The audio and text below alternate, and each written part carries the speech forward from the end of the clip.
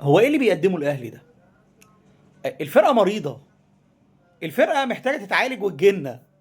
يعني يعني بتلاعب الحرس وربنا كرمك بجون في اول 3 دقايق، والماتش هيتفتح بقى ونتفرج على ماتش حلو. يأبى الكابتن محمد هاني الناشئ بتاعنا الا انه يرجع الحرس تاني للماتش. فربنا يكرمنا. مش عارف ياسين مرعي ايه اللي وداها في الحته، معرفش برضه. التكتيك مش اي حد يفهمه الصراحه. يعني محتاج فابيو كابيلو يفهم ايه اللي ودى ياسين مرعي المساك يبقى مكان تريزيجيه او مكان حسين الشحات في الحته دي. وجالنا ضربه جزاء ومسكها الكابتن تريزيجيه المنقذ اللي يعني معتبر نفسه كونتو منتو دو كريستو وجاي ينتقم من الدوري المصري. وخلاص خلص الشوط 2-1، ننزل بقى الشوط الثاني رايقين وتمام 100 100. برضو ياسر ابراهيم والشناوي يعزموا على بعض فتطلع كورنر من لا شيء من لا شيء.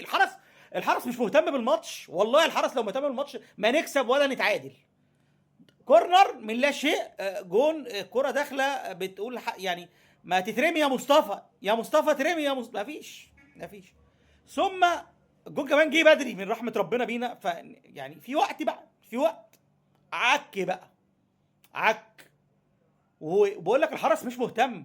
يعني محمد هاني بيقول للاعيبه الحرس طول الشوط الثاني: يا ابني رقصني وهات ار2، رقصني وهات ار2. برضو العيال مش مهتمه، ينفرد بشوبير مش مهتم، يلا يعني مش مهتمين الحرس. ويفضل العك شغال بقى، ايه، رص لعيبه ما احناش فاهمين مين باك يمين مين باك شمال مين راس حربه نازل، مفيش يعني مفيش. الكره ابتدت ترجع الى ان جت كره تريزيجيه. انا مش عارف اصلا، يعني هو احمد رضا ربنا كرمنا وعمل باص. انا عمري ما شفت احمد رضا عمل الباص ده لتريزيجيه فدخله 18، فتروح وتخبط وتروح لياسر. ياسر حسسني ان احنا اخر الدوري ومحتاجين الفوز زي الماتش السيزون اللي فات. ياسر ابراهيم لما جاب جون الانقاذ ورجعنا الدوري تاني. ده احنا لسه 7 ماتشات.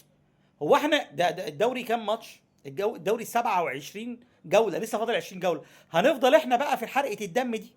هنفضل احنا في يعني اختراعات الكابتن عماد النحاس واللعيبه الكسلانه؟ اللعيبه تحس اللعيبه بكرش مش قادرين ياخدوا نفسهم.